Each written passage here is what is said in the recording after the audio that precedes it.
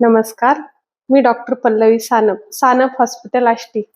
तर काल परवा आपण एक बातमी वाचली, ज्याच्यामध्ये असं सांगितलं होतं, की अ, अ, बिर्याणी खाल्ल्यानंतर काही लोकांनी कलिंगड खाल्लं आणि त्याच्यातच घरातल्या 4 जणांचा मृत्यू झाला. मग आता बऱ्याच जणांच्या मनामध्ये हे प्रश्न पडले, की बिर्याणी आणि कलिंगड खाल्ल्याने असं काही होतं का? किंवा अशी काही कॉम्बिनेशन्स आहेत का? की ज्याच्यामुळं जे खाल्ल्यामुळं अ, अगदी इतकं मोठं फूड पॉइझनिंग होतं किंवा मग मृत्यू पण होऊ शकतो. तर शक्यतो ह्या कॉम्बिनेशनमुळं त्रास होऊ शकतो, पण मृत्यू होईल असं नाही. अ, असं झालं असेल की बहुतेक ते कलिंगड जे ठेवलेलं होतं फ्रिजमध्ये ते शिळं असेल आणि त्याच्यावर बॅक्टेरियाची ओव्हर ग्रोथ झालेली असेल. तर याचं कारण काय आहे? तर याचं कारण आहे वेगवेगळ्या प्रकारचे बॅक्टेरिया जसं की कोलाय, लिस्टेरिया, साल्मोनेला, स्टेप्टोकोकस असे अनेक प्रकारचे बॅक्टेरिया असतात, जे तुम्ही जर समजा फळं कापून ठेवलेली आहेत, शिळी आहेत फळं किंवा मग कुठलंही अन्न जर शिळं आहे, तर त्याच्यावर वेगवेगळ्या प्रकारचे बॅक्टेरिया, व्हायरस आणि फंगस म्हणजे एक प्रकारची बुरशी असते. तर त्याची वाढ होते आणि त्याच्यामुळं ते तुमच्या जीवावर बेतू शकतं.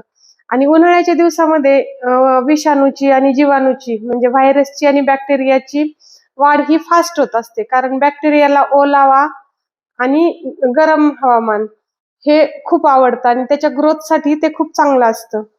म्हणजे जे काही फूड पॉइझनिंग होतं ते अन्नामध्ये वाढलेले बॅक्टेरियामुळे होते. म्हणून सर्वांना अशी विनंती आहे, की होता होईल तेवढं तुम्ही ताजं अन्न खा. सकाळचं उरलेलं संध्याकाळी खाऊ नका, संध्याकाळचं उरलेलं सकाळी खाऊ नका, फळं कापून ठेवू नका. कुठलंही अन्न हे शिजवल्यानंतर 45 मिनिटाच्या आत तुम्ही ते खाल्लं पाहिजे.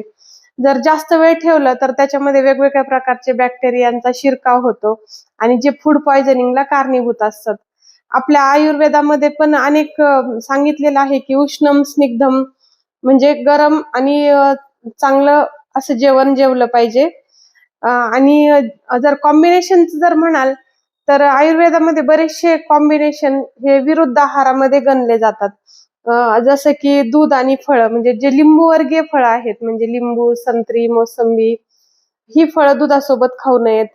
त्याचप्रमाणे आजकाल खूप मोहब्बत का शरबत म्हणून एक दुधामध्ये गुलाबी रंग टाकून त्याच्यामध्ये कलिंगडाच्या फोडी टाकलेलं एक सरबत खूप फेमस आहे. तर ते पण विरुद्ध अन्नामध्ये मोडतं. त्याचप्रकारे दही आणि मासे हे पण विरुद्ध अन्न आहे. बघा आता बऱ्याचशा रेसिपीमध्ये आपण मॅरिनेटेड चिकन म्हणजे चिकनला दही लावलेलं असतं, माशांना दही लावलेलं असतं, तर हे पण विरुद्ध अन्नामध्ये मोडतं.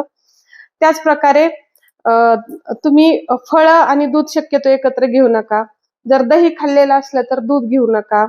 अ, फळं शिळी झालेली फळं खाऊ नका, शिळं अन्न खाऊ नका. अशा प्रकारे उन्हाळ्यामध्ये तुम्ही तुमच्या तब्येतीची चांगली काळजी घेऊ शकता.